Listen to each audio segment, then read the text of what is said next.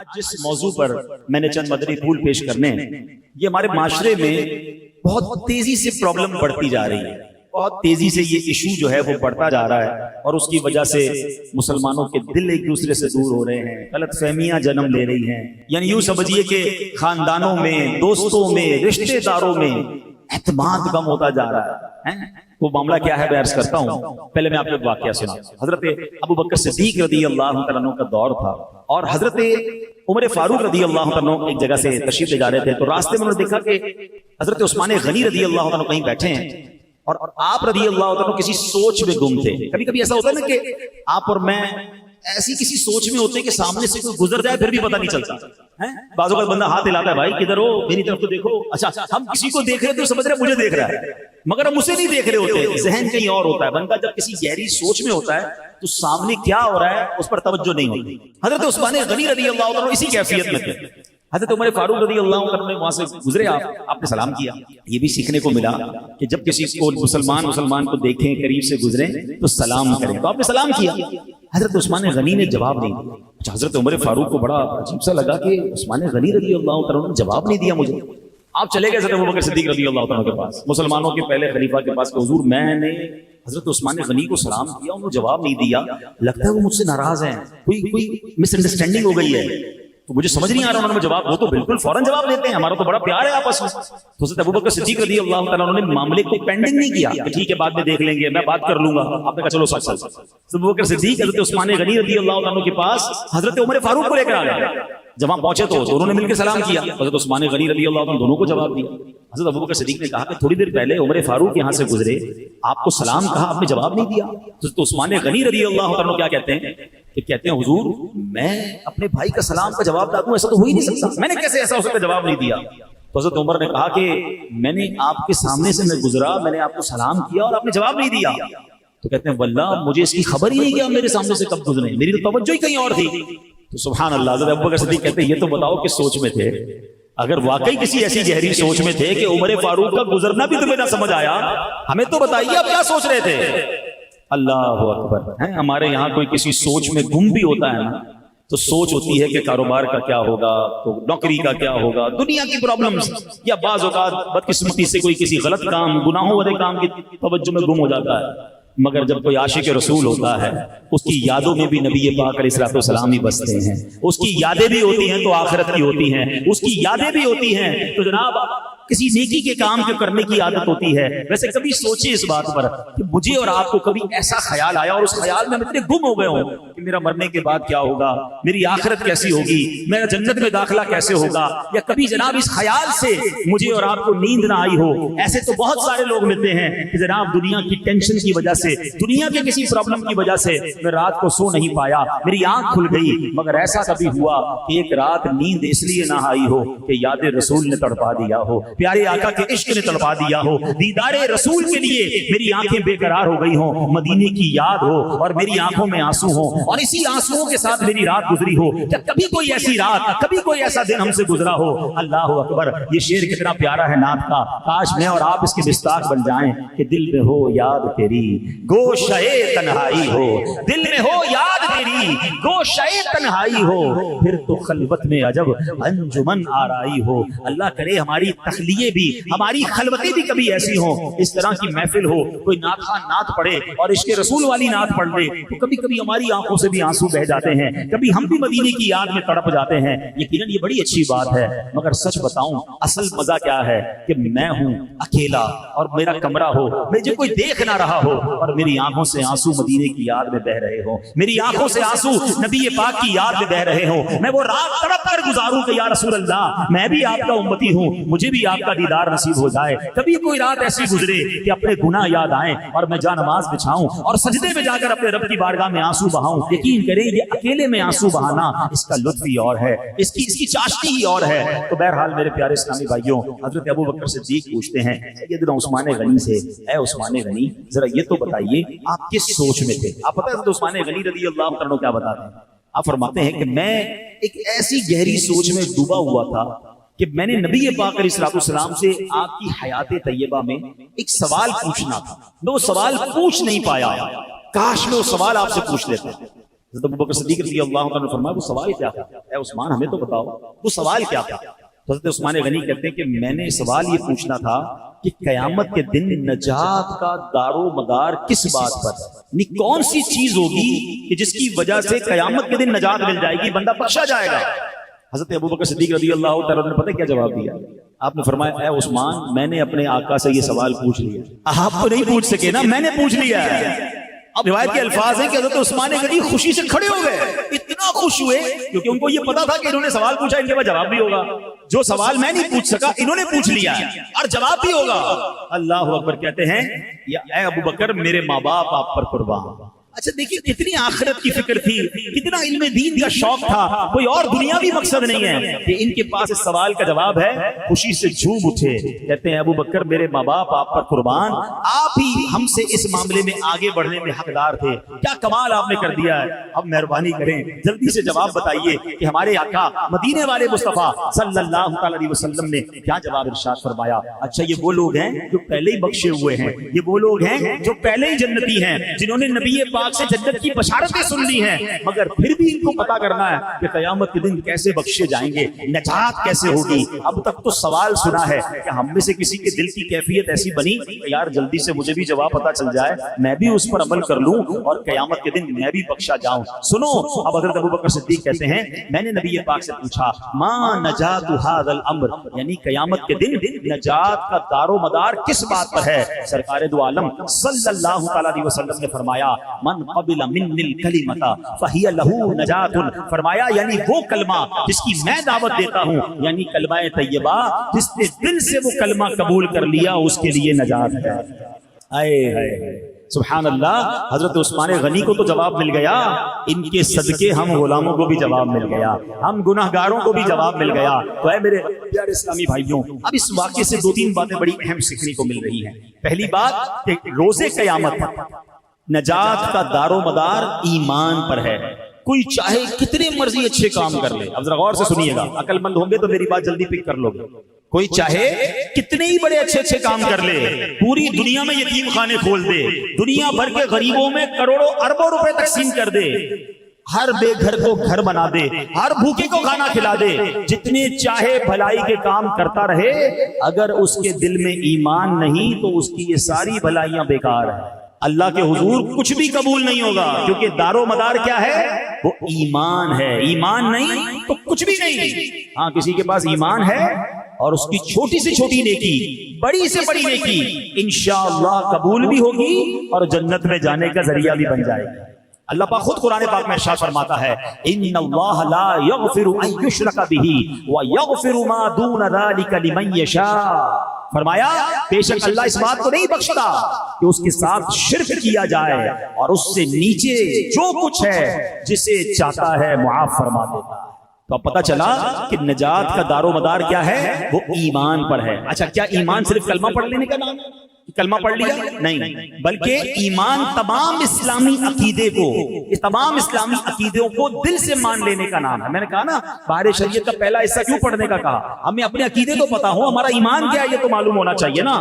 اللہ قرآن مجید فرقان حمید میں ایک اور جگہ ارشاد فرماتا ہے وَإِنِّي لَغَفَّارٌ لِمَن تَابَ وَآمَنَ وَعَمِلَ صَالِحًا ثُمَّ اهْتَدَىٰ، فرمایا اور بے شک میں اس آدمی کو بہت بخشنے والا ہوں جس نے توبہ کی اور ایمان لایا اور نیک عمل کیا پھر ہدایت پر رہا۔ تو پتہ چلا کہ تین باتوں کا ذکر ہے، ایمان، نیک اعمال اور ہدایت پر رہنا۔ جس میں یہ تینوں باتیں ہوں گی اللہ پاک اسے بخش دیتا ہے، اس کی بخشش فرما دیتا ہے۔ اب ہدایت پر رہنے کا کیا مطلب ہے؟ کیسے ہدایت پر رہیں؟ حضرت سعید بن جبیر رحمۃ اللہ تعالی علیہ اس کی تفسیر میں فرماتے ہیں استقامہ لفرقۃ السنۃ والجماعہ، یعنی جو ایمان لائے، نیک اعمال کرے، پھر اس کے ساتھ ساتھ اہل سنت والجماعت کے عقائد یعنی عاشقان رسول والے عقیدوں پر ثابت قدم رہے، اس کی بخشش ہو جاتی ہے۔ تو اب انشاءاللہ ہمیں یہ باتیں سمجھنی ہیں کہ ایمان کی اہمیت کیا ہے، عقیدے کی اہمیت کیا ہے۔ اب یہاں پر ایک اور بات بھی یاد رکھیے، ہم اس وقت الحمدللہ اللہ کا شکر ادا کرتے ہیں مسلمان ہیں، ٹھیک ہے، لیکن ایمان سنبھال کر، ایمان بچا کر قبر میں جانا، یہ بھی بات یاد رکھیے۔ اس وقت چاروں طرف سے ایمان پر حملے ہو رہے ہیں، بدعقیدگی کے حملے ہو رہے ہیں، عجیب عجیب انداز میں ایمان کے ڈاکو جو ہیں، کوئی قرآن کی غلط تفسیر بتا کر آپ کے ایمان پر ڈاکہ ڈال رہا ہے، کوئی جناب حدیث کی غلط شرح کر کے الگ الگ انداز میں جناب لوگ آپ کے ایمان کے در پہ ہیں۔ اچھا ہمیں بھی ایک عجیب سا خبط سوار ہو گیا ہے کہ سب کو سننا ہے، ہر کسی کو سن رہے ہیں۔ مجھے ایک بات بتائیے لیاقت آباد والوں، بڑے عقل مند کہلاتے ہیں آپ، گھر بنانا ہو تو کس سے بناتے ہیں؟ بلڈنگ بنانے والے بلڈر سے بناتے ہیں یا موچی سے بناتے ہیں؟ جواب دیجئے، بلڈر سے بناتے ہیں۔ اچھا علاج کروانا ہو تو علاج ڈاکٹر سے کرواتے ہیں یا گوشت کاٹنے والے کسائی سے کرواتے ہیں؟ ڈاکٹر سے کرواتے ہیں۔ کیوں بھائی؟ اچھا جناب اب آپ نے جناب کپڑے سلوانے ہیں، آپ کہیں یار میرا موچی جوتے بھی بڑے اچھے سیتا ہے، کپڑے بھی اسی سے سلوا لوں، تو درزی سے کپڑے سلواتے ہیں یا موچی سے سلواتے ہیں؟ درزی سے سلواتے ہیں۔ یعنی آپ کو اتنی سمجھ آتی ہے کہ جو جس کام کا ایکسپرٹ ہو اس سے وہ کام کرنا ہے، تو پھر دین کس سے سیکھنا چاہیے؟ عالم دین سے، مفتی سے، یا جو بندہ جیسے بھی دین سکھائے اسے سیکھ لینا چاہیے۔ جو ٹی وی پر آ جائے، جو سوشل میڈیا پر آ جائے، جو بھی کسی بھی انداز سے ہمیں سکھایا ہم اس سے سیکھنا شروع کر دیں۔ اتنا مظلوم ہو گیا دین کے، دنیا کا ہر کام اس کے ایکسپرٹ سے کروانا ہے، مگر دین سکھانے کے لیے کوئی بھی آ جائے بندہ کہتا ہے سب کی سننی چاہیے، دیکھے تو صحیح کیا کہہ رہا ہے۔ اچھا پھر اس کو سنتے ہیں، خود کو مطالعہ کیا نہیں، خود کو علم دین سیکھا نہیں، آپ کنفیوز ہو جاتے ہیں، یار فلاں تو یہ کہہ رہا ہے، فلاں تو یہ کہہ رہا ہے۔ بھائی آپ نے اس کو سنا کیوں؟ جب آپ کے پاس صحیح العقیدہ علماء موجود ہیں، مفتیان کرام موجود ہیں، کبھی کسی ڈاکٹر کو جا کر کہا کہ ڈاکٹر صاحب یہ والی دوائی کیوں دے رہے ہیں بھائی، اس دوائی کے اندر کیا ہے؟ آپ کہتے ہیں یار یہ ایکسپرٹ ہے، جو دوائی دے رہا ہے کھا لو بھائی، علاج ہو جائے گا، اس پر بھروسہ ہے۔ جب آپ کو صحیح العقیدہ علماء کرام مفتیان کرام مل گئے، وہ جو فرما رہے ہیں اس پر عمل کریں، ہر کسی کی سن کر کنفیوز ہونا چھوڑ دیں، ورنہ میرے اعلیٰ حضرت نے 100 سال پہلے کہہ دیا تھا، اور اب تو حالات اور بہت خراب ہیں۔ آپ فرماتے سونا جنگل رات اندھیری چھائی بدلی کالی ہے، سونے والوں جاگتے رہیو چوروں کی رکھوالی ہے۔ یعنی چور ہی رکھوال بن گئے ہیں، تو چور کر چوری کرنا کتنا آسان ہو گیا، یعنی ایمان کے ڈاکو گھوم رہے ہیں۔ اور پھر آپ نے فرمایا آنکھ سے کاجل صاف چرا لیں، یا وہ چور بلا کے ہیں تیری کچھڑی تاکی ہے اور تو نے نیند نکالی ہے۔ ایسے شاطر چور ہیں کہ آنکھ سے کاجل چرا لیں۔ آنکھ سے کاجل کوئی چرا سکتا ہے کیسے؟ فرمایا ہاں یہ ایسے شاطر ہیں تمہیں پتہ بھی نہیں چلے گا، تمہیں دین کی بات کر کے، تمہیں سنت کی بات کر کے، تمہیں قرآن سنا کر تمہارا ایمان لے جائیں گے، اور تم سمجھو گے میں تو دین سیکھ رہا ہوں، میں تو جناب ماڈرن دین سیکھ رہا ہوں، میں تو لبرل دین سیکھ رہا ہوں۔ جناب آپ غور کریں یہ پلان کیا ہے جو آج کل یہ ایمان کے ڈاکو آئے ہیں۔ پہلے آپ کو صحابہ سے دور کریں گے، پھر آپ کو اولیاء سے دور کریں گے، پھر آپ کو علماء سے دور کریں گے، کہیں گے کسی کی ضرورت نہیں ہے، جناب ڈائریکٹ دین سیکھو۔ جب بیچ سے یہ سارے لوگ ہٹ جائیں گے تو پھر آپ کا ایمان چوری کرنا آسان ہو جائے گا، آپ کو دین سے دور کرنا آسان ہو جائے گا۔ ارے ہم کیسے اولیاء کرام کا فیضان چھوڑ دیں؟ اگر آج پاکستان اور ہندوستان میں ہم مسلمان ہیں تو یہ فیضان ہے اولیاء کرام کا۔ میرے خواجہ آئے تھے اس سرزمین پر جنہوں نے آ کر 90 لاکھ غیر مسلموں کو مسلمان کیا، میرے دادا آئے تھے پاکستان میں جنہوں نے اسلام کے پیغام کو یہاں پہنچایا۔ نبی پاک کے دنیا سے ظاہری طور پر پردہ فرمانے کے بعد صحابہ کرام پوری دنیا میں گئے۔ یہ تسلسل ہے، یہ فیضان ہے مصطفیٰ کریم کا، فیضان ہے صحابہ کا، یہ فیضان ہے اولیاء کا۔ اور آج ہمیں کہا جا رہا ہے جناب یہ اولیاء کرام کی، یہ علماء کرام کی، ان سب کو بیچ سے ہٹا دو۔ تو اب جناب آپ خود یہ پلان سمجھ لیں گے کیا ہے۔ صدیوں سے لوگ ان بزرگوں کے ذریعے مسلمان ہو رہے ہیں، ان بزرگوں کے ذریعے دین سیکھ رہے ہیں، اور آج آ کر ہمیں کوئی سمجھاتا ہے اور ہمارا نوجوان کنفیوز ہو کر پھر کہتا ہے جناب وہ تو یہ کہہ رہا ہے، وہ تو یہ کہہ رہا ہے۔ تو یہ بات یاد رکھیے گا کہ ایمان بڑی قیمتی چیز ہے، ایمان نہیں تو کچھ نہیں۔ ایمان سنبھال کر، ایمان سلامت لے کر مجھے اور آپ کو قبر میں جانا ہے تو اچھی صحبتیں رکھیے، عاشقان رسول کی صحبتیں رکھیے، اہل علم کی صحبتیں رکھیے، تاکہ ایمان بھی محفوظ رہے اور عقیدہ بھی محفوظ رہے۔ اور اس مبارک واقعے سے ایک اور بات بڑی پیاری سیکھنے کو مل رہی ہے کہ حضرت ابوبکر صدیق رضی اللہ تعالیٰ عنہ نے غلط فہمی کو باقی نہیں رہنے دیا، مس انڈرسٹینڈنگ کو فوراً ختم کیا۔ اس کو لنگر آن بھی کیا جا سکتا تھا، بعد میں دیکھ لیں گے۔ حضرت عمر فاروق کے دل میں ہو سکتا ہے کچھ بات رہ جاتی کہ پتہ نہیں کیوں سلام نہیں کیا، رائٹ اوے پہنچے، فوراً بات کی کہ ہم نے آپ کو سلام کیا، آپ نے جواب نہیں دیا، انہوں نے کہا میں تو دیکھ ہی نہیں پایا، میں کسی اور سوچ میں تھا، مس انڈرسٹینڈنگ ختم ہو گئی نا۔ ہم یہ نہیں کرتے، ہم دل میں پالتے ہیں، ہم پورا پلان اس کے ساتھ بنا لیتے ہیں۔ یار آج نماز میں گیا، فلاں نمازی نے مجھے دیکھ کر مسکرایا نہیں، لگتا ہے کوئی پلاننگ کر رہا ہے میرے بارے میں۔ فلاں جو ہے مجھ سے ہاتھ نہیں ملایا، 3 لوگوں سے ہاتھ ملایا، مجھ سے ہاتھ نہیں ملایا، لگتا ہے اس کا کوئی ارادہ میرے بارے میں ٹھیک نہیں ہے۔ ارے بھائی اس کی سوچ کیا تھی؟ ارے آج مسکرایا نہیں، ہو سکتا ہے اس کی طبیعت خراب ہو سکتا ہے وہ کسی اور ٹینشن میں ہو۔ مجھے سچ بتائیے کیا آپ کی زندگی میں کوئی ایسا موقع نہیں آتا جب آپ کسی ٹینشن میں ہوتے ہیں، آپ کا جی بھی نہیں چاہتا کسی سے بات کرنے کو، آپ کا جی بھی نہیں چاہتا کسی سے ملاقات کرنے کو. اب مثال دیتا ہوں تھوڑی دیر کی, چلیں آج کی تازہ مثال دیتا ہوں. میں گاڑی سے اترا, اب جب میں گاڑی سے اترا تو ہمارے یہاں پرابلم یہ ہوتا ہے جب آپ کی گاڑی میں اے سی چل رہا ہو اور آپ گاڑی سے باہر نکلتے ہیں تو آپ کی گلاسز جو ہے نا وہ بالکل نظر کچھ بھی نہیں آتی. فوراً آپ جب گاڑی سے باہر نکلیں گے تو آپ کی گلاسز پورے کیا کہتے ہیں فوگ آ جاتی ہے, نظر نہیں آتا. تو ہمیں فوری اترنے کے بعد گلاسز اتار کے اس کو صاف کرنے پڑتے ہیں. باہر اترتے ہی میں گلاسز صاف کرنے لگا تو 4-5 لوگوں نے ہاتھ کے لیے فوراً ہاتھ بڑھا دیا.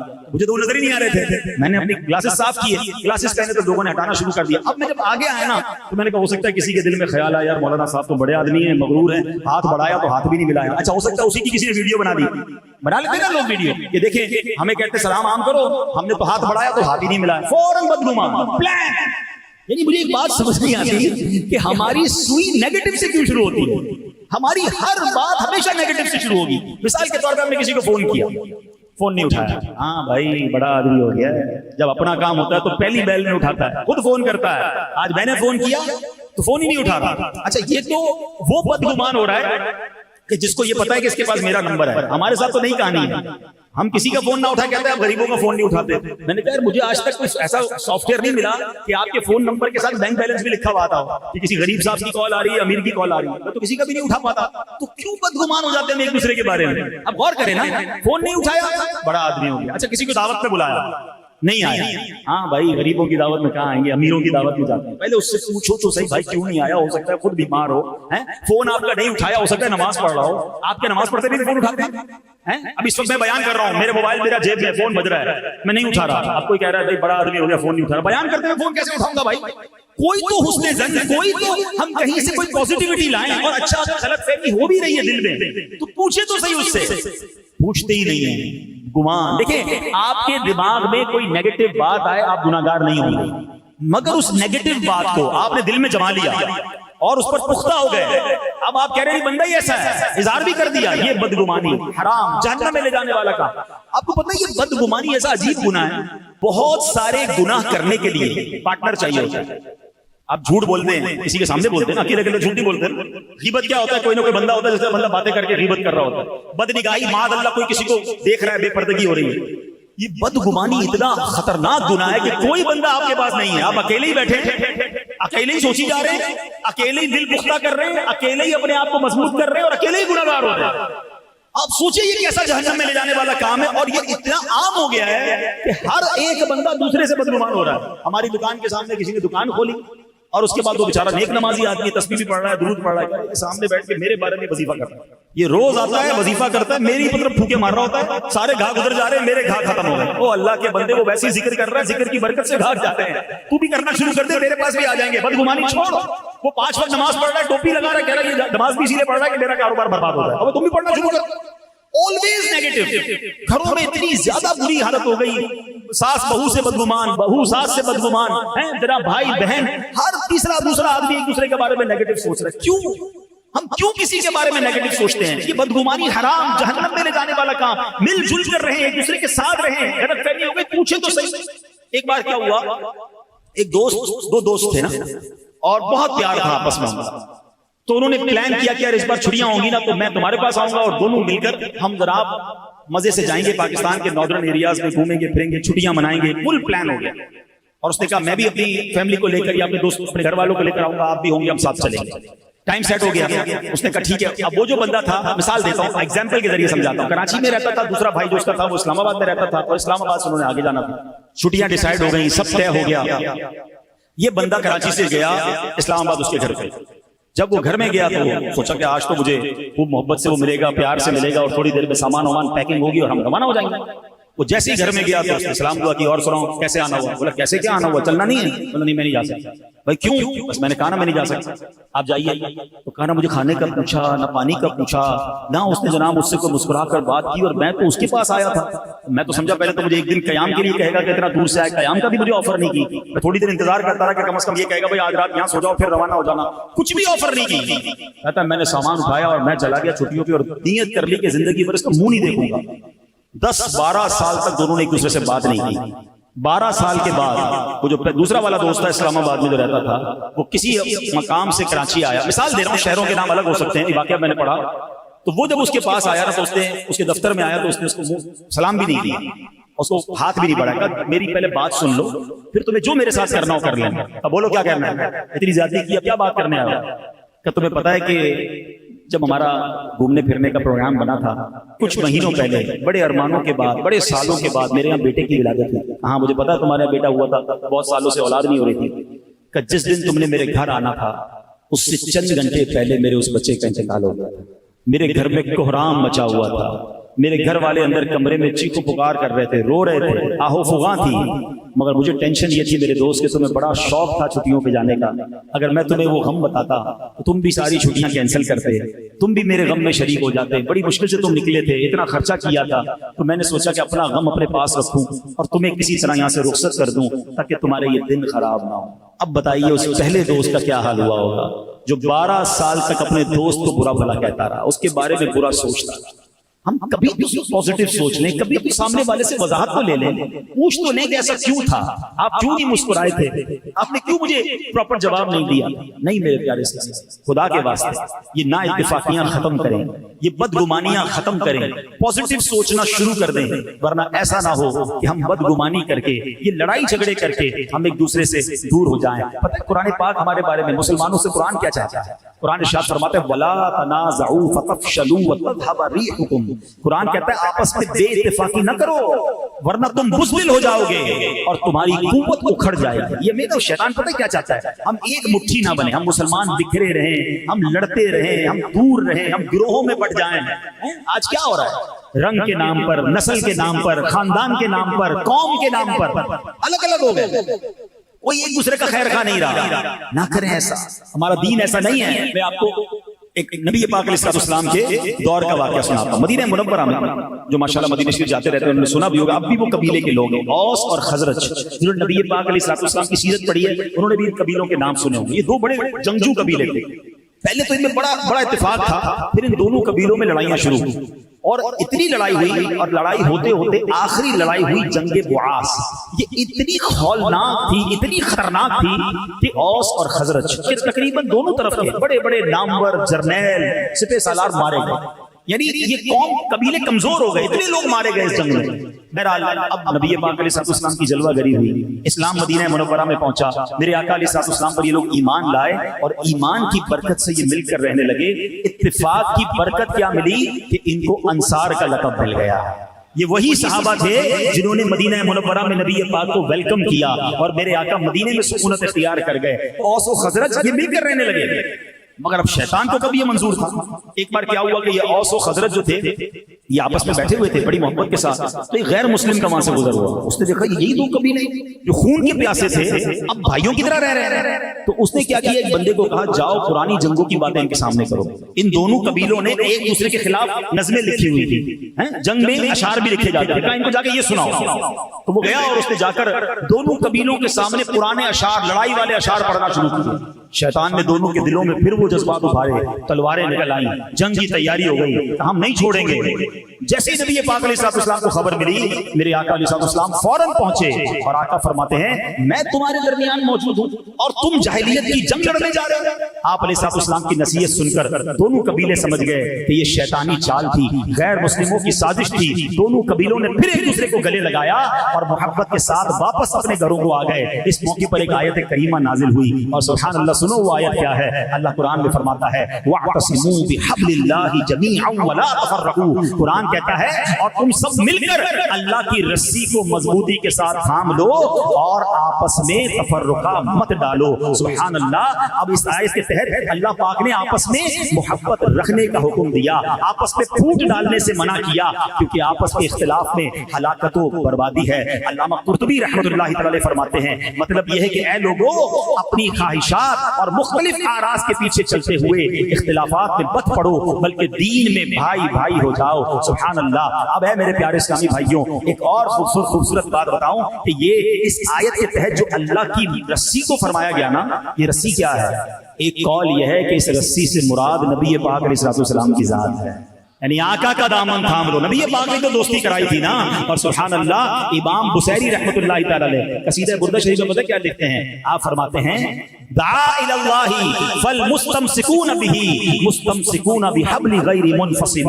کہتے ہیں نبی پاک علیہ الصلوۃ والسلام نے، پیارے آقا علیہ الصلوۃ والسلام نے لوگوں کو اللہ کی طرف بلایا تو جن لوگوں نے پیارے آقا کے دامن رحمت کو تھام لیا تو انہوں نے ایسی مضبوط رسی کو تھام لیا جو کبھی ٹوٹے گی نہیں. سید اعلیٰ حضرت اپنے فارسی کلام میں کیا لکھتے ہیں؟ نرفتم راہ بینایا فتادم در چہے عصیاں بیاں اے حبل رحمانم اغثنی یا رسول اللہ. یعنی یا رسول اللہ میں عقل مندوں کی راہ نہ چلا، گناہوں کے گڑھے میں جا گرا، اے رحمان کی مضبوط رسی، اے میرے پیارے آقا علیہ الصلوۃ والسلام میری مدد فرمائیے. تو آقا علیہ الصلوۃ والسلام کا دامن تھامنا گویا اللہ کی رسی کو تھامنا ہے. ایک اور جگہ بریلی کے تاجدار لکھتے ہیں نا، آسیوں تھام لو دامن مصطفیٰ، آسیوں تھام لو دامن مصطفیٰ اور پڑھو رب کی رحمت پہ لاکھوں سلام. تو اے میرے پیارے اسلامی بھائیوں، ہمیں آپس کے تفرقے سے بچنا ہے، ہمیں آپس کی نفرتوں سے بچنا ہے. عاشقان رسول مسلمانوں کو ایک ہو کر رہنا ہے. یہ چھوٹی چھوٹی باتوں پر دل کھٹا نہ کیا کرو، رشتہ داریاں نہ توڑ دیا کرو، دوستیاں ختم نہ کیا کرو، مسلمانوں کے لیے کینہ اور بغض نہ رکھا کریں، دل بڑا رکھیں. ایک بات سمجھ لیجئے، ہم سارے انسان ہیں اور انسان یہ خطا کا پتلا ہے، انسان سے مسٹیک بھی ہو جاتی ہے. اگر میرے بھائی سے کوئی غلطی ہو بھی گئی ہے تو کوئی بات نہیں، میں اسے معاف کر دوں. ہمارا ایک اور پرابلم پتہ ہے کیا ہے کہ ہم آپس کے جو تعلقات ہیں نا وہ ہم ادلے بدلے میں رکھتے ہیں. اس نے مجھے بلایا تو میں ایسے بلاؤں گا، اس نے مجھ سے مسکرا کر ملا تو میں ملوں گا، اس نے تحفہ دیا تو میں تحفہ دوں. ادلا بدلا ہو رہا ہے. نہیں، کوئی مجھے مسکرا کر ملے نہ ملے، کوئی میری طبیعت پوچھے نہ پوچھے، کوئی میرے ساتھ بھلائی کرے نہ کرے، یہ اس کا مسئلہ ہے. میں اللہ کی رضا کے لیے کسی کے ساتھ محبت کروں، میں اللہ کی رضا کے لیے مسلمان کی مدد کروں. اے میرے پیارے اسلامی بھائیوں، حدیث پاک میں آتا ہے مسلمان دوسرے مسلمان کے لیے عمارت کی مانند ہے جو کہ ایک دوسرے کو مضبوط کرتا ہے. یہ فرماتے ہوئے سرکار دو عالم علیہ السلام نے ایک ہاتھ کی انگلیاں دوسری ہاتھ کی انگلیوں میں ڈال دی کہ عمارت ایک دوسرے کو مضبوط کرتی ہے. ہم ایک دوسرے کے خیر خواہ بنے، ہاتھ پکڑنے والے بنے، دشمن نہ بنے. اے میرے پیارے اسلامی بھائیوں، اب آتے ہیں آخری بات. ویسے تو اس بیان پر بہت ساری چیزیں موجود ہیں مگر میں ایک اور بات کر لوں کہ آپس میں پیار کیسے بڑھے، محبت کیسے بڑھے. آج بیان کے بعد ہم کیا ایسا کام شروع کر دیں کہ چلیں دلوں سے نفرتیں دور ہوں. تو آئیے، محبت بڑھانے والے آقا، ساری دنیا کے مسلمانوں کو جوڑنے والے آقا صلی اللہ علیہ وسلم نے فرمایا لا تدخلوا الجنت حتی تؤمنوا. تم اس وقت تک جنت میں داخل نہیں ہو سکتے جب تک ایمان نہ لے. پھر فرمایا ولا تؤمنوا حتی تحابوا، اور تم اس وقت تک کامل مومن نہیں ہو سکتے جب تک آپس میں محبت نہ کرو. اور سبحان اللہ، آقا فرماتے کیا میں تمہیں وہ بات نہ بتاؤں جو آپس میں محبت کو بڑھاتی ہے؟ فرمایا افشوا السلام بینکم، آپس میں سلام کو عام کرو. تو سلام کو عام کریں، ایک دوسرے کو دیکھیں، ملیں، سلام کریں. جس کو جانتے نہیں جانتے سلام کرتے ہوئے آگے بڑھیں تو انشاءاللہ یہ محبتیں بڑھائے گی. اسی طرح مصافحہ، ہاتھ ملانا، یہ بھی محبت اور اخوت کو بڑھانے کا طریقہ ہے. سرکار دو عالم علیہ السلام فرماتے ہیں ایک دوسرے کے ساتھ مصافحہ کرو، اس سے کینہ یعنی دل میں چھپا ہوا جذبہ عداوت جو ہے وہ جاتا رہتا ہے. تو اے میرے پیارے اسلامی بھائیوں، ہمیں مسلمانوں کے لیے ہمدردی ہونی چاہیے. سورہ فاتحہ 100 مرتبہ پڑھ کر جو دعا مانگی جائے وہ قبول ہوتی ہے. سورہ بقرہ کی تلاوت سے شیطان گھر سے بھاگ جاتا ہے. آیت الکرسی پڑھنے سے محتاجی دور ہوتی ہے. سورہ کہف کو ہمیشہ پڑھنے والا دجال کے فتنوں سے محفوظ رہے گا. والدین کی قبر پر ہر جمعہ سورہ یاسین کی تلاوت کرنے سے اس کی حروف کی تعداد کے برابر ان کے گناہ بخش دیے جاتے ہیں. سورہ الدخان پڑھنے سے مشکل دور ہوتی ہے. جو قریب المرگ ہو اس پر سورہ جاسیہ کا دم کرنے سے خاتمہ بالخیر ہوتا ہے. سورہ حجرات کا پڑھنا اور دم کر کے پینا گھر میں خیر و برکت کے لیے مفید ہے. سورہ قاف پڑھنے سے جو باغ ہوتے ہیں ان کے پھلوں میں کثرت ہوتی ہے. سبحان اللہ. سورہ رحمان 11 بار پڑھنے سے تمام مقاصد پورے ہوتے ہیں. سورہ واقعہ جو شخص روزانہ پڑھے گا اسے کبھی فاقہ نہ ہوگا. سورہ ملک کو ہر رات پڑھنے والا عذاب قبر سے محفوظ رہے گا. سورہ مزمل کو 11 بار پڑھنے سے ہر مشکل آسان ہو جاتی ہے. سورہ مدثر کو پڑھ کر حفظ قرآن کی دعا مانگنے سے قرآن کریم کا یاد کرنا آسان ہو جاتا ہے. جو بچے حفظ کر رہے ہیں ان کے لیے زبردست وظیفہ ہے. سورہ النازعات پڑھنے سے جاں کنی کی تکلیف نہیں ہوگی. سورہ دحا پڑھنے سے بھاگا ہوا آدمی واپس آ جائے گا. سورہ علم نشرح کو جس مال پر پڑھ دیا جائے اس میں خوب برکت ہوتی ہے. سورہ تین والتین والزیتون جو ہے 3 مرتبہ پڑھنے سے اخلاق و کردار بہتر ہوتے ہیں. سورہ علق میں جوڑوں کے درد کا علاج ہے. سورہ قدر جو صبح و شام پڑھے اللہ عز و جل اس کی عزت بڑھا دے گا. سورہ بینہ برس اور یرکان کا علاج ہے. جس آدمی یا جانور کو نظر لگی ہو اس پر سورہ عادیات کا دم مفید ہے. سورہ قارعہ پڑھنے سے بلاؤں سے حفاظت رہتی ہے. سورہ تکاثر کو 300 بار پڑھنے سے جلد قرض ادا ہو جاتا ہے. کئی لوگ کہتے ہیں جناب قرض بہت ہے, چلے قرآن کا وظیفہ لے لیں, الہاکم التکاثر, یہ جو سورت ہے 300 بار پڑھنے سے بہت جلد قرض اتر جاتا ہے. سورہ عصر پڑھنے سے غم دور ہو جاتا ہے. سورہ ہمزہ اور سورہ فیل دشمن کے شر سے حفاظت کے لیے, اور سورہ قریش جان کی حفاظت کے لیے بڑی مجرب ہے, بڑا کمال کا وظیفہ ہے. سورہ ماعون بڑی مشکل کے وقت میں پڑھنا بہت مفید ہے. سورہ کوثر کی تلاوت سے بے اولاد صاحب اولاد ہو جاتا ہے. کئی بے اولاد بھی وظائف مانگ رہے ہوتے ہیں. سورہ کافرون چوتھائی قرآن کے برابر ہے. سورہ زلزال نصف قرآن کے برابر ہے. سورہ اخلاص تہائی قرآن کے برابر ہے. اور سورہ فلق اور سورہ ناس سے جن اور شیطان اور حاسدوں کے شر سے حفاظت رہتی ہے. پھر کیوں نہ ہم قرآن سے دوستی کر لیں, کیوں نہ قرآن کو اپنا ورد بنا لیں.